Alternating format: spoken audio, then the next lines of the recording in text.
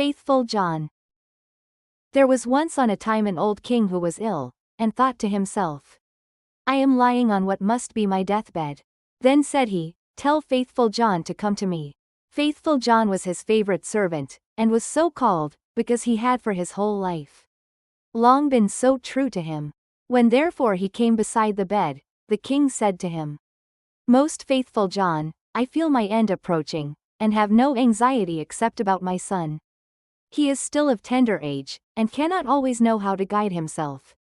If thou dost not promise me to teach him everything that he ought to know, and to be his foster father, I cannot close my eyes in peace. Then answered Faithful John, I will not forsake him, and will serve him with fidelity, even if it should cost me my life. On this, the old king said, Now I die in comfort and peace.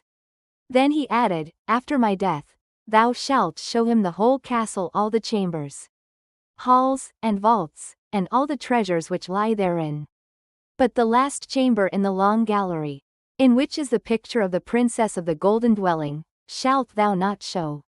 If he sees that picture, he will fall violently in love with her, and will drop down in a swoon, and go through great danger for her sake. Therefore thou must preserve him from that.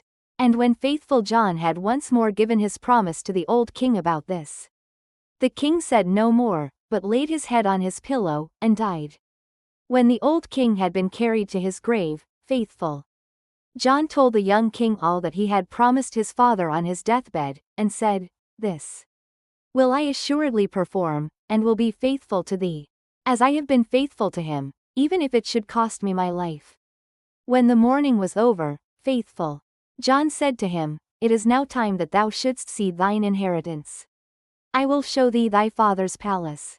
Then he took him about everywhere, up and down, and let him see all the riches, and the magnificent apartments. Only there was one room, which he did not open, that in which hung the dangerous picture. The picture was, however, so placed that when the door was opened, you looked straight on it, and it was so admirably painted that it seemed to breathe and live. And there was nothing more charming or more beautiful in the whole world. The young king, however, plainly remarked that Faithful John always walked past this one door, and said, Why dost thou never open this one for me? There is something within it, he replied, which would terrify thee. But the king answered, I have seen all the palace, and I will know what is in this room also. And he went and tried to break open the door by force. Then Faithful John held him back and said, I promised thy father before his death, that thou shouldst not see that which is in this chamber. It might bring the greatest misfortune on thee and on me. Ah, no, replied the young king, if I do not go in, it will be my certain destruction. I should have no rest day or night until I had seen it with my own eyes. I shall not leave the place now until thou hast unlocked the door. Then Faithful John saw that there was no help for it now, and with a heavy heart and many sighs, sought out the key from the great bunch. When he had opened the door, he went in first, and thought by standing before him, he could hide the portrait so that the king should not see it in front of him, but what availed that? The king stood on tiptoe and saw it over his shoulder. And when he saw the portrait of the maiden, which was so magnificent and shone with gold and precious stones, he fell fainting to the ground. Faithful John took him up, carried him to his bed, and sorrowfully thought, The misfortune has befallen us, Lord God. What will be the end of it? Then he strengthened him with wine, until he came to himself again. The first words the king said were, Ah, the beautiful portrait. Whose it? That is the princess of the golden dwelling, answered Faithful John. Then the king continued, My love for her is so great, that if all the leaves on all the trees were tongues, they could not declare it. I will give my life to win her. Thou art my most faithful John, thou must help me. The faithful servant considered within himself for a long time how to set about the matter, for it was difficult even to obtain a sight of the king's daughter. At length he thought of a way, and said to the king, Everything which she has about her is of gold: tables, chairs, dishes, glasses, bowls, and household furniture. Among thy treasures are 5 tons of gold. Let one of the goldsmiths of the kingdom work these up into all manner of vessels and utensils, into all kinds of birds, wild beasts and strange animals, such as may please her. And we will go there with them and try our luck. The king ordered all the goldsmiths to be brought to him. And they had to work night and day until at last the most splendid things were prepared. When everything was stowed on board a ship, Faithful John put on the dress of a merchant. And the king was forced to do the same in order to make himself quite unrecognizable. Then they sailed across the sea, and sailed on until they came to the town wherein dwelt the princess of the golden dwelling. Faithful John bade the king stay behind on the ship, and wait for him. "Perhaps I shall bring the princess with me," said he, "therefore see that everything is in order. Have the golden vessels set out and the whole ship decorated."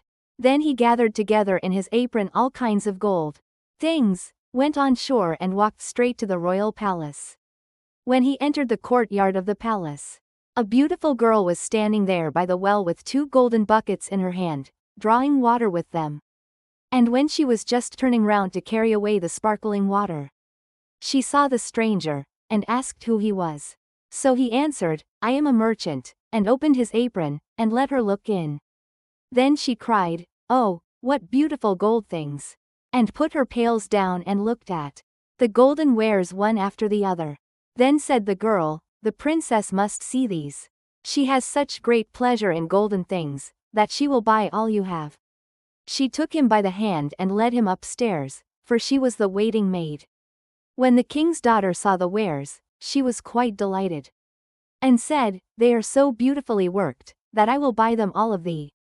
But Faithful John said, "I am only the servant of a rich merchant. The things I have here are not to be compared with those my master has in his ship. They are the most beautiful and valuable things that have ever been made in gold." She wanted to have everything brought to her there. But he said, "There are so many of them that it would take a great many days to do that. And so many rooms would be required to exhibit them, that your house is not big enough." Then her curiosity and longing were still more excited, until at last she said, "Conduct me to the ship, I will go there myself, and behold the treasures of thine master." On this Faithful John was quite delighted, and led her to the ship. And when the king saw her, he perceived that her beauty was even greater than the picture had represented it to be, and thought no other than that his heart would burst in twain. Then she got into the ship, and the king led her within. Faithful John, however, remained behind with the pilot, and ordered the ship to be pushed off, saying, "Set all sail, till it fly like a bird in air." Within, however, the king showed her the golden vessels, every one of them.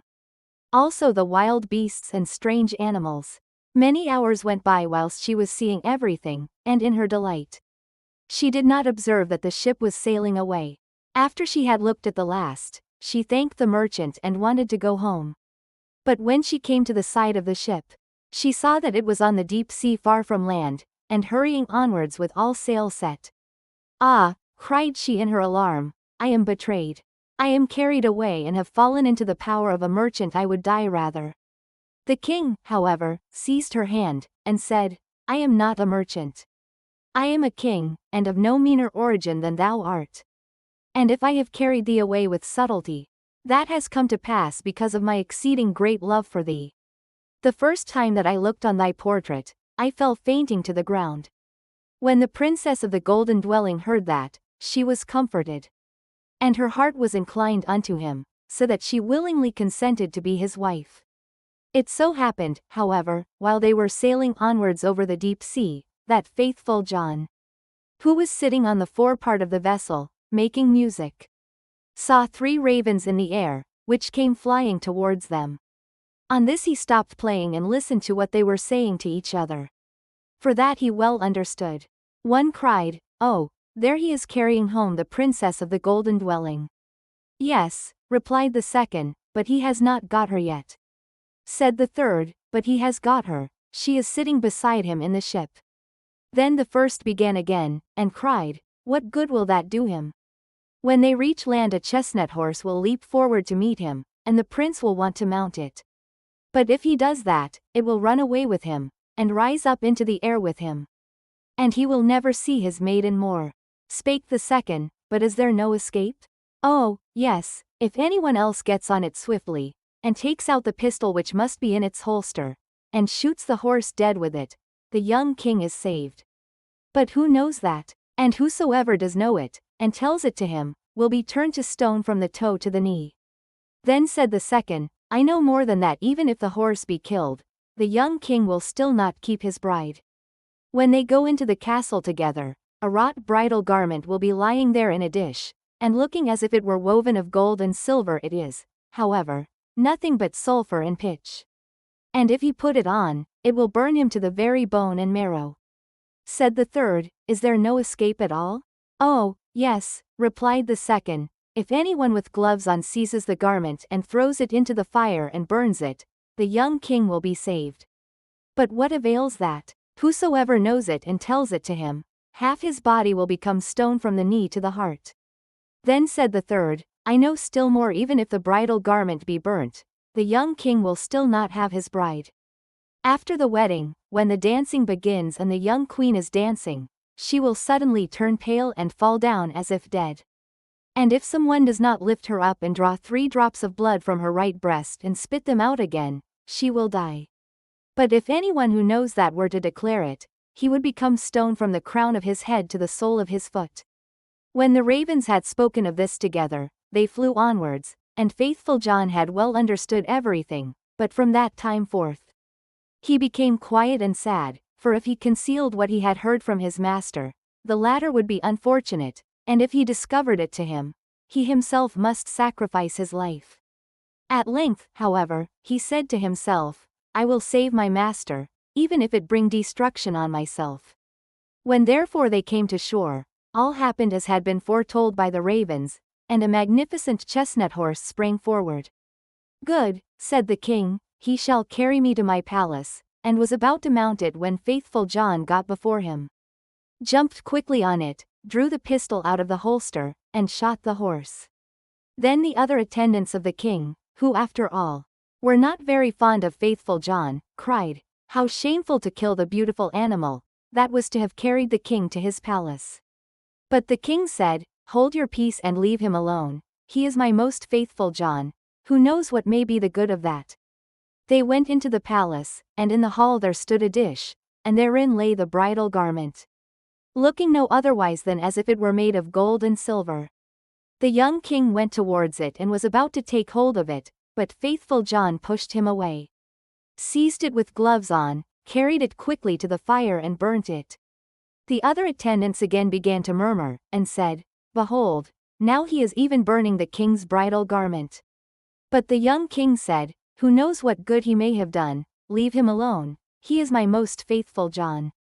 And now the wedding was solemnized, the dance began, and the bride also took part in it. Then faithful John was watchful and looked into her face, and suddenly she turned pale and fell to the ground, as if she were dead. On this he ran hastily to her, lifted her up and bore her into a chamber. Then he laid her down, and knelt and sucked the 3 drops of blood from her right breast, and spat them out. Immediately she breathed again and recovered herself, but the young king had seen this, and being ignorant why faithful John had done it, was angry and cried, Throw him into a dungeon. Next morning faithful John was condemned, and led to the gallows, and when he stood on high, and was about to be executed, he said, Everyone who has to die is permitted before his end to make one last speech. May I too claim the right? Yes, answered the king, it shall be granted unto thee. Then said faithful John, I am unjustly condemned, and have always been true to thee, and he related how he had hearkened to the conversation of the ravens when on the sea, and how he had been obliged to do all these things in order to save his master. Then cried the king, Oh, my most faithful John! Pardon, pardon, bring him down. But as faithful John spoke the last word he had fallen down lifeless and become a stone. Thereupon the king and the queen suffered great anguish, and the king said, Ah! How ill I have requited great fidelity! And ordered the stone figure to be taken up and placed in his bedroom beside his bed. And as often as he looked on it he wept and said, Ah, if I could bring thee to life again, my most faithful John. Some time passed and the queen bore twins, 2 sons who grew fast and were her delight. Once when the queen was at church and the 2 children were sitting playing beside their father, the latter full of grief again looked at the stone figure, sighed and said, Ah, "If I could but bring thee to life again, my most faithful John." Then the stone began to speak and said, "Thou canst bring me to life again if thou wilt use for that purpose what is dearest to thee." Then cried the king, "I will give everything I have in the world for thee." The stone continued, "If thou wilt will cut off the heads of thy 2 children with thine own hand, and sprinkle me with their blood, I shall be restored to life." The king was terrified when he heard that he himself must kill his dearest children. But he thought of faithful John's great fidelity, and how he had died for him, drew his sword, and with his own hand cut off the children's heads. And when he had smeared the stone with their blood, life returned to it, and faithful John stood once more safe and healthy before him.